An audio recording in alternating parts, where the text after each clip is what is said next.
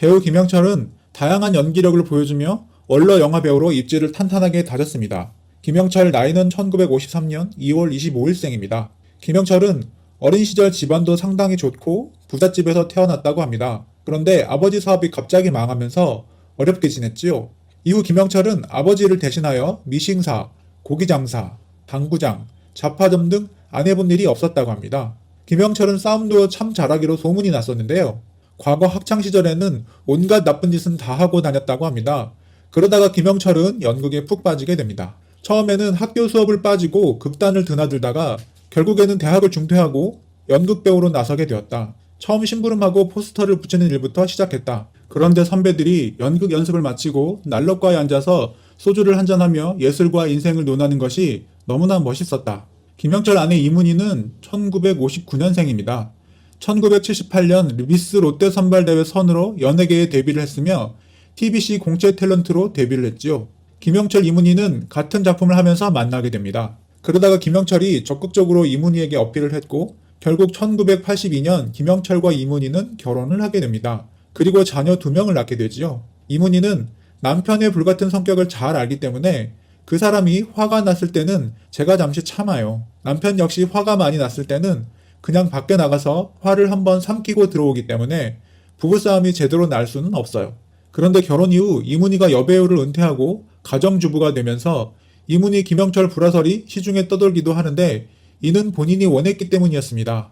내가 아내의 활동을 만류했다는 오해가 많은데 그건 100% 아니다. 나 역시 아내가 연기를 계속했으면 좋겠다고 생각했지만 집사람 스스로 이 일이 자기와 안 맞는 것 같다고 하더라. 또한 남편과 아이들 뒷바라지하는 게 더 재미있고 의미 있는 것 같다고. 결국 연기를 포기하게 되었다. 또한 사람들 머릿속에 이문희 하면 떠오르는 이미지가 있는데 나이가 들면서 그걸 훼손시키는 것도 싫어했고 그런데 이문희가 27년 만인 2012년 다시 연기자로 복귀했는데 이 시기를 전후하여 김영철, 이문희 부부는 이혼 소송을 겪게 됩니다.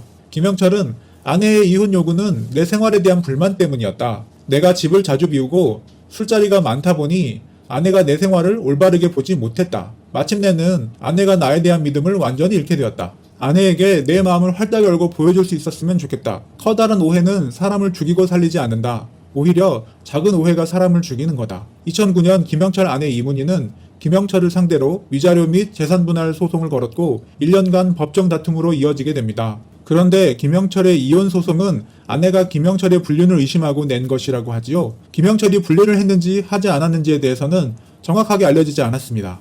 김영철이 바깥에서 술자리를 많이 하고 가정을 비우는 시간이 많아지면서 이런 오해가 쌓인 것 같은데 그 외에도 중요한 이유가 따로 있었습니다. 바로 김영철의 과거 인터뷰를 보면 그런 부분이 명확하게 드러나죠. 출장 때 가방을 열어보면 가지런히 정리된 속옷 속에 아내의 편지를 발견하고 무척 감동을 받게 됩니다. 아내가 이렇게 예쁜 짓을 하는데 제가 어찌 한눈을 팔 수 있을까요? 주변에 젊고 예쁜 여배우가 많지만 다들 아끼는 후배일 뿐 사심은 안 생겨요. 태조 왕건에 출연 중인 박상아, 김혜리, 염정아에게 서슴없이 볼에 뽀뽀를 하는 것도 사실 후배 사랑과 팀워크의 한 표현일 뿐이죠. 김영철이 공개적으로 이런 발언을 하는데 아마 비공식적으로는 후배 사랑이 좀 더 적극적일 수도 있었고 이런 부분에서 이문희가 그런 생각을 가지게 되었던 것 같네요. 김영철은 이에 대해서 아내에게 공개적으로 사과를 하면서 두 사람은 화해를 하고 다시 결혼 생활을 이어갈 수 있었는데요. 김영철은 공개적으로 이런 다짐을 했습니다. 내가 앞으로 연기 생활을 더 이상 안 해도 좋다. 아내와 행복하게 살 수만 있다면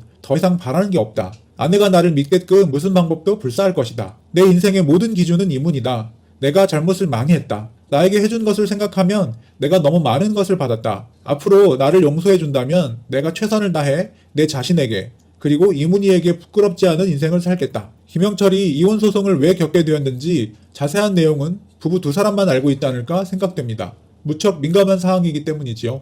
항상 생각도 생활도 책임질 수 있는지를 떠올리며 저 스스로를 만들어 왔던 것 같아요. 또한 다른 사람들과 삶과 모습을 통해 깨닫고 배운 것도 있고요. 물론 저 역시 어려운 시절과 방황하던 때가 있었어요. 초조하고 불안하고 쫓기고 욕심내기도 했었죠. 그래도 한 가지 제 자존심은 잃지 않으려고 노력했어요. 사실 자존심이 스스로를 더 좋은 사람으로 만들 수 있는 에너지가 되고 믿음이 되거든요. 지금은 모르지만 제 이름을 더럽히지 않고 계속해서 이대로 걸어가다 보면 언젠가는 알 수 있게 되겠지요. 자존심을 버리지 않고 후회하지 않고 살아온 내 인생 모든 날들이 나의 전성기였다는 것을요. 그만큼 위원위기가 심각했다는 것과 김영철이 아내를 사랑하는 정도도 본인의 자존심을 버릴 수 있을 정도라는 사실을 잘 알 수 있습니다. 전 인생이 서로 이야기할 때, 그리고 다른 사람과 서로 힘을 주고 그 힘을 받아서 내가 다시 그쪽으로 힘을 넘길 때 전 인생이 아름답다고 생각해요. 김영철은 동네 한 바퀴를 통하여 친근하고 인상 좋은 옆집 아저씨로 이미지를 구축하고 있습니다. 이제는 칠순을 앞두고 있는 원로 배우가 되었는데요. 그 나이에도 어떻게 이렇게 연기를 잘 하는지